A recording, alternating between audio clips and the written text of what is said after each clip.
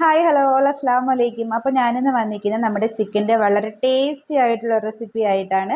അപ്പോൾ അതെങ്ങനെയാണ് റെഡിയാക്കുന്നതെന്ന് നമുക്കൊന്ന് കണ്ടിട്ട് വരാം. ഓക്കെ അല്ലേ? അപ്പോൾ ചട്ടി നന്നായിട്ട് ചൂടായതിന് ശേഷം ഞാൻ വെളിച്ചെണ്ണ ഒഴിച്ചു കൊടുക്കുകയാണ്. ആവശ്യത്തിന് എണ്ണ ഒഴിച്ചു കൊടുത്തു കേട്ടോ.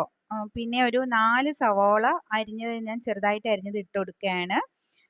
നമുക്കൊരു 1.5 കിലോ ഇറച്ചിയുണ്ട് കേട്ടോ. 1.5 കിലോ ചിക്കൻ ഉണ്ട്. അപ്പോൾ 4 വലിയ സവാള ഞാൻ എടുത്തിട്ടുണ്ട്. സവാള ഏകദേശം ചെറുതായിട്ട് വഴണ്ടതിന് ശേഷം ഞാൻ ഇഞ്ചിയും വെളുത്തുള്ളിയും തല്ലി വെച്ചിട്ടുണ്ടായിരുന്നു കേട്ടോ. അങ്ങനെ ഇഞ്ചിയും വെളുത്തുള്ളിയും ഇട്ട് കൊടുക്കുകയാണ്. പിന്നെ ഒരു 6, 7 പച്ചമുളക് ഇട്ട് കൊടുക്കുന്നുണ്ട്. നല്ല എരിവുള്ള പച്ചമുളകായിരുന്നാൽ അത്രയും നല്ലത്. ഞാൻ നല്ല എരിവുള്ള പച്ചമുളകാണ് കേട്ടോ ഇട്ട് കൊടുക്കുന്നത്. എന്നിട്ട് ഏകദേശം നമ്മളൊന്ന് വഴറ്റിയെടുക്കുകയാണ്. കുറച്ച് വഴറ്റിയെടുത്തതിന് ശേഷം ഞാൻ ഒരു 2 തക്കാളി ചേർത്ത് കൊടുക്കുകയാണ് കേട്ടോ. നല്ല പഴുത്ത തക്കാളിയാണ്. നല്ല പഴുത്ത തക്കാളി 2 ചേർത്ത് കൊടുത്തു. എന്നിട്ട് നന്നായിട്ടൊന്ന് വഴറ്റിയെടുക്കുകയാണ്. നമ്മൾ വഴണ്ട് വരുന്ന ടൈമിൽ എളുപ്പം വഴണ്ട് വരാൻ വേണ്ടിയിട്ട് കുറച്ച് ഉപ്പിട്ട് കൊടുക്കുകയാണ്.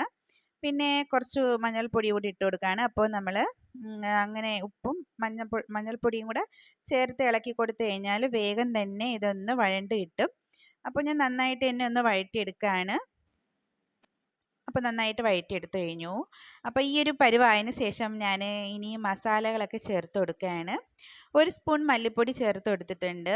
പിന്നെ 3 സ്പൂൺ കാശ്മീർ മുളക് പൊടിയാണ് കേട്ടോ ഇട്ട് കൊടുക്കുന്നത്. നല്ലൊരു കളർ കിട്ടാൻ വേണ്ടിയിട്ടാണ് കാശ്മീർ ചില്ലി ഇട്ട് കൊടുക്കുന്നത്. പിന്നെ നിങ്ങൾക്ക് ആവശ്യമെങ്കിൽ എരിയുള്ള മുളക് സാദാ മുളക് പൊടി ഇട്ട് കൊടുക്കാം. 1 സ്പൂൺ ഇട്ട് കൊടുക്കാം. പിന്നെ ഞാൻ ഗരം മസാല ഇട്ട് കൊടുത്തിട്ടുണ്ട്. പിന്നെ ആവശ്യത്തിന് കുറച്ച് മഞ്ഞൾപ്പൊടി കൂടി കുറച്ചുകൂടി ഇട്ട് കൊടുത്തു കേട്ടോ. മഞ്ഞൾപ്പൊടി നേരത്തെ ഇട്ടത് അത്രയ്ക്ക് പോരാ. അപ്പോൾ കുറച്ച് മഞ്ഞൾപ്പൊടി കൂടി ഞാൻ ഇട്ട് കൊടുത്തിട്ടുണ്ട്. എന്നിട്ട് നന്നായിട്ട് തന്നെ ഞാനൊന്ന് വഴറ്റിയെടുക്കുകയാണ്. അരപ്പെല്ലാം നന്നായിട്ട് മിക്സായിട്ട് വരണം കേട്ടോ. ഈ പൊടികളൊക്കെ മസാലപ്പൊടികളൊക്കെ നന്നായിട്ട് മിക്സായിട്ട് വരണം. എന്നിട്ട് അതിന് ശേഷം ഞാൻ ചിക്കൻ തട്ടി കൊടുക്കുകയാണ് കേട്ടോ. ചിക്കൻ തട്ടി കൊടുത്തതിന് ശേഷം വെള്ളം ഒഴിക്കാൻ പാടില്ല കേട്ടോ. വെള്ളം ഒഴിക്കരുത്. നന്നായിട്ട് തന്നെ മസാല ഒന്ന് ഇളക്കി കൊടുക്കണം. ചിക്കനിലേക്ക് നന്നായിട്ട് മസാല ഒന്ന് പുരണ്ട് വരണം.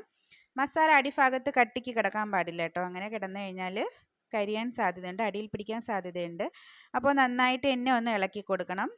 ലോ ഫ്ലെയിമിൽ വേണം ഇതൊന്ന് റെഡിയാക്കി എടുക്കാനായിട്ട്. പിന്നെ 5 മിനിറ്റ് കൂടുമ്പോൾ ഒന്ന് ഇളക്കി കൊടുക്കണം കേട്ടോ, അല്ലെങ്കിൽ അടിയിൽ പിടിക്കാനായിട്ട് സാധ്യതയുണ്ട്. അപ്പം ഞാൻ നന്നായിട്ട് മസാലയൊക്കെ നന്നായിട്ട് ചിക്കന് പിടിക്കുന്ന രീതിയിൽ ഇളക്കി കൊടുത്തു. പിന്നെ ഞാനൊന്ന് അടച്ചു വെച്ചു കേട്ടോ.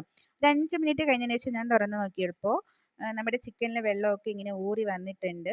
അപ്പം നന്നായിട്ട് ഒന്ന് ഇളക്കി കൊടുക്കണം കേട്ടോ. ഒന്നുകൂടി ഒന്ന് ഇളക്കി കൊടുക്കുകയാണ് അടിയിൽ പിടിക്കാണ്ടിരിക്കാൻ വേണ്ടിയിട്ട്. എന്നിട്ട് ഞാൻ വീണ്ടും ഒന്ന് മൂടി വെച്ച് കൊടുത്തു കേട്ടോ. ഇപ്പുറത്തെ അടുപ്പിലായിട്ട് ഞാൻ നമ്മുടെ വീശപ്പം റെഡിയാക്കി എടുക്കുകയാണ്. നമ്മുടെ ഫ്രൈ പാനിൽ ഇതുപോലെ വീശപ്പം ഒന്ന് എല്ലാവരും ട്രൈ ചെയ്ത് നോക്കണം കേട്ടോ. നല്ല സോഫ്റ്റാണ്, നല്ല ടേസ്റ്റിയാണ്. അതല്ല കുട്ടികൾക്കൊക്കെ തിന്നാനായിട്ടൊരു ഇഷ്ടമായിരിക്കും കേട്ടോ. പ്രത്യേകിച്ച് ഇങ്ങനെ ഉണ്ടാക്കി കൊടുത്തു കഴിഞ്ഞാൽ. ഇഡലി പാത്രത്തിൽ ഉണ്ടാക്കുന്നതിനേക്കാളും ഇതായിരിക്കും അവർക്കിഷ്ടം. അപ്പോൾ ഞാൻ ചിക്കൻ വീണ്ടും ഒന്ന് ഇളക്കി കൊടുക്കുകയാണ്. അപ്പോൾ കുറച്ച് വേവുള്ളതുകൊണ്ട് ചിക്കനിൽ അത്യാവശ്യം വേവുണ്ടല്ലോ, വെന്ത് വരേണ്ടതായിട്ടുണ്ട്. അപ്പോൾ ഞാൻ 1/2 ഗ്ലാസ് വെള്ളം കൂടി ഞാൻ ഒഴിച്ചു കൊടുക്കുകയാണ്. അത്യാവശ്യം കുറച്ച് വെന്ത് വരട്ടെ എന്ന് കരുതി. എന്നിട്ട് ഞാൻ എൻ്റെ വീശപ്പം എടുക്കുകയാണ് കേട്ടോ. വീശപ്പം ഞാൻ പാത്രത്തിലേക്ക് മാറ്റുവാണ്.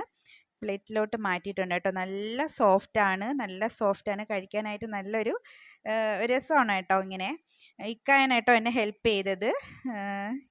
വീശപ്പം റെഡിയാക്കിയത് ഇക്കയാണ് അത് ഹെൽപ്പ് ചെയ്ത് തന്നത്. അപ്പോൾ ഞാൻ നമ്മുടെ ചിക്കനൊക്കെ വെള്ളമൊക്കെ വറ്റി വെന്ത് വന്നിട്ടുണ്ട്. അപ്പോൾ നല്ല കട്ടിക്കുള്ള 1 ഗ്ലാസ് തേങ്ങാപ്പാൽ ഞാൻ ഒഴിച്ചു കൊടുത്തിട്ടുണ്ട്. ഈ തേങ്ങാപ്പാലാണ് കേട്ടോ ഈ കറിയുടെ മെയിനായിട്ട് ടേസ്റ്റ് ഉണ്ടാക്കുന്നത്.